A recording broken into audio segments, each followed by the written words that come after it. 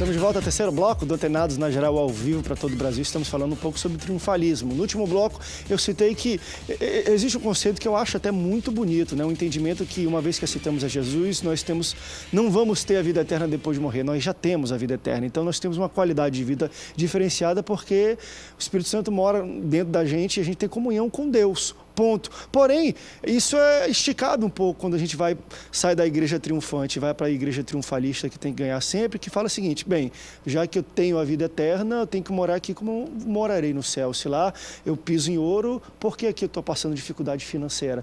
E tem mais uma que para mim eu acho que eu entendo assim, que é o aspecto talvez mais danoso de um ensinamento errado como esse, não é a questão só financeira, porque a gente vive numa sociedade consumista, então se você fala de dinheiro, primeiro que o pessoal, enfim, busca dinheiro, mas eu acho que a questão, quando você começa a falar sobre a integridade física, eu acho isso muito mais danoso do que a questão do dinheiro, que é você não pode ficar doente. No céu não tem doença. Então, se eu já tenho a vida eterna, por que eu vou ficar doente aqui? E aí você, às vezes, tem pastores, e eu respeito, porque alguns pastores também falam isso de experiência própria, ou falam na maior verdade que eles sentem, que falam o seguinte: olha, há 12 anos que não tenho um resfriado.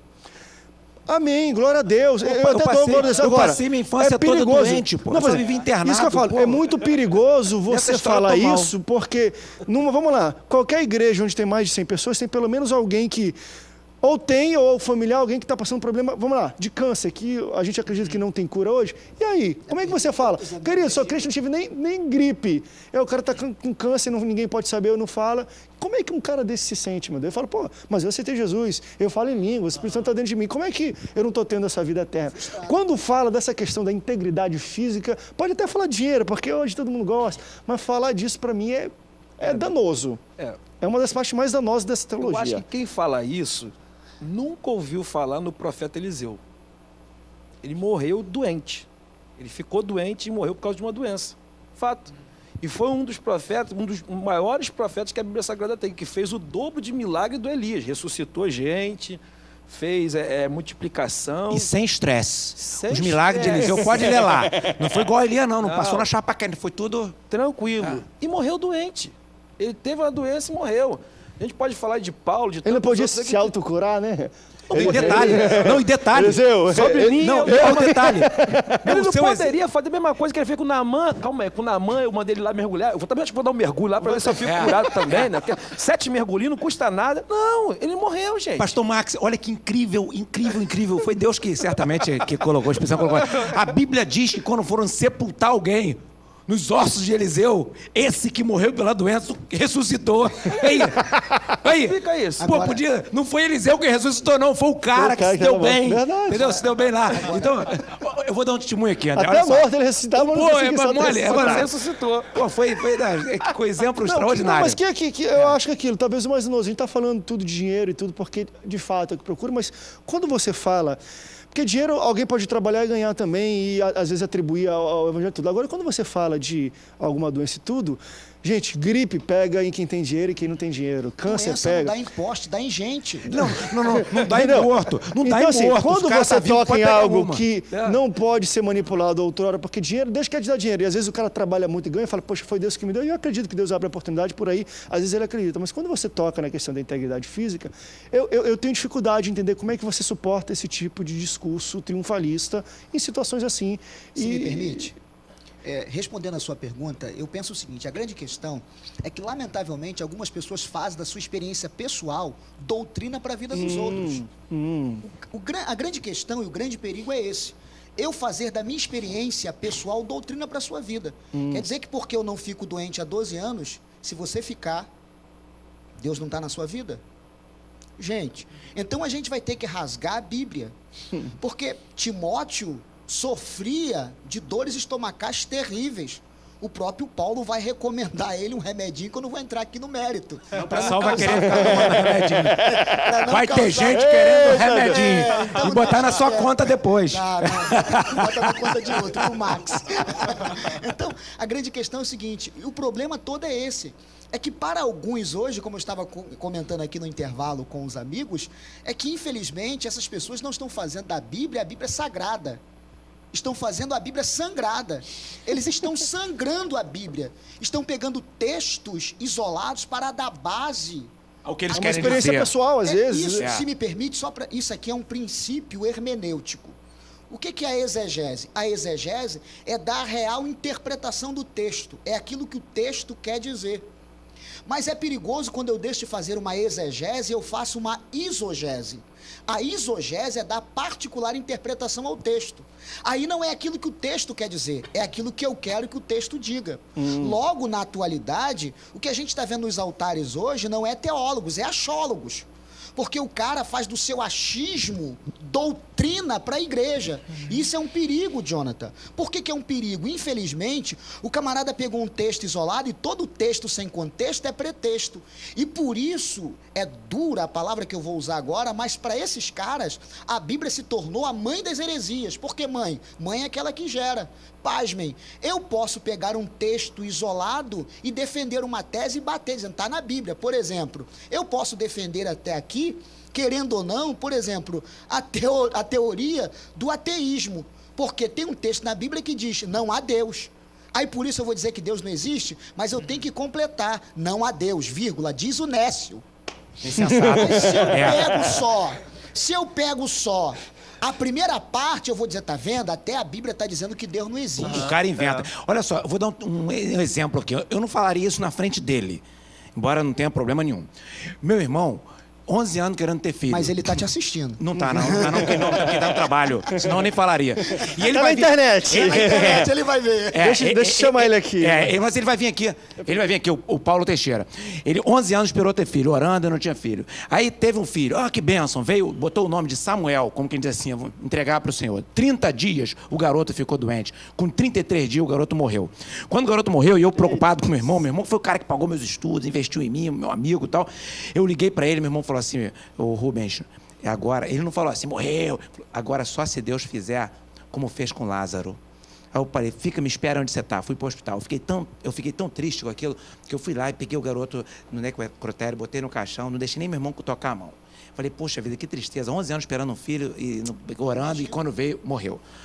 Eu falei para ele, olha, meu irmão, só tem uma coisa para te dizer. A Bíblia diz, eu não tenho mais nada, porque a Bíblia diz que os nossos dias são contados diante de Deus. Deus deu só 33 para o seu filho e eu sei que ele vai dar outros, porque é o que Deus faz. Ele disse que abriu a madre da sua esposa, eu não sei se tem a senhor dela, enfim.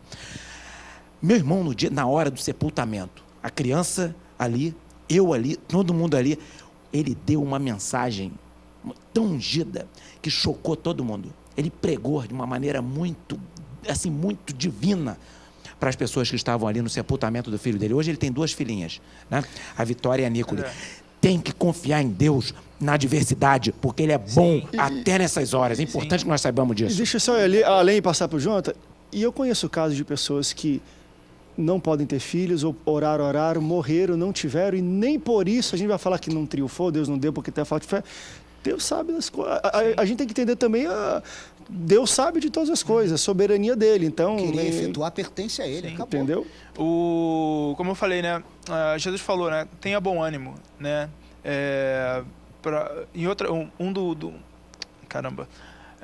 Um fruto do Espírito, da hora que embaralha as palavras aqui, um dos frutos do Espírito é a perseverança. Então, independente de qual seja a situação, a beleza da fé é, ainda que a gente não esteja vendo a mão de Deus, nós saibamos que a mão de Deus está agindo. Lá na comunidade a gente tem buscado fazer uma diferenciação entre a bênção de Deus e a provisão de Deus, porque essa palavra bênção está tão defasada que a gente tem que tentar entender ela com mais clareza e perceber que assim, a bênção é andar com o próprio Deus. Eu sou abençoado enquanto eu ando com Deus, eu estou dentro da bênção de Deus por andar com Ele. E a provisão de Deus Ele provê em todas as áreas, independente dela, seja ela financeira e outras questões, tudo é provisão de Deus. Agora, você falou uma coisa nisso a sua pergunta, sobre a questão da eternidade, e um dos sinais, assim, enquanto estamos aqui, somos justificados. Mas na eternidade, o que todos nós seremos, que todos teremos em comum, é a regeneração. Seremos filhos regenerados lá na eternidade. Nós estamos passando por um processo em que nós estamos buscando identidade com Cristo, mas essa identidade ela só vai acontecer na eternidade. seremos todos idênticos a Cristo na eternidade, porque estaremos totalmente regenerados. Então, o fato de nós manifestarmos o reino de Deus na terra não quer dizer que a gente vai ter muita grana ou que a gente não vai passar por problema. O fato de nós nos identificarmos com o reino de Deus aqui na terra é essa busca pelo que nós seremos na eternidade, que são filhos regenerados, santos, lavados, idênticos a Jesus. Então, assim, é uma imaturidade a gente achar que porque nós estamos vivendo o reino de Deus aqui na terra, coisas desse mundo não vão nos atingir, porque nós estamos inseridos dentro dele, não tem para onde correr. Agora, a realidade que vai nos identificar com a eternidade é o processo de regeneração que a gente vai alcançar lá. A gente vai ficar doente, sim, a gente vai perder dinheiro. No Evangelho de Marcos, capítulo 4, Jesus apresenta e fala assim para os discípulos: vamos para o outro lado da margem. Quando entra naquele período, Jesus entra no barco, dorme no barco, eles passam para a tempestade e os discípulos começam a despertar Jesus no desespero. Ali é um exemplo claro que Jesus está no barco, ele fala que nós vamos chegar do outro lado, mas nem por isso nós não vamos deixar de passar pelas tempestades. Nós vamos passar pelas tempestades. Eu acho que a história de Jó derruba qualquer teologia triunfalista. Porque ali o próprio Deus permite que Jó passe pelas aflições das mais diversas. Imagina ter 10 caixões na sua casa, de uma vez só. Imagina de uma hora para outra você perder tudo na sua vida. Então, quer dizer, você quer ser próspero na sua vida? Meu irmão, na batalha do teu cotidiano, você vai conseguir. Se você aceitar o evangelho, você vai aceitar o evangelho para o teu interior, para a tua alma. Agora, se você lutar, você conquista.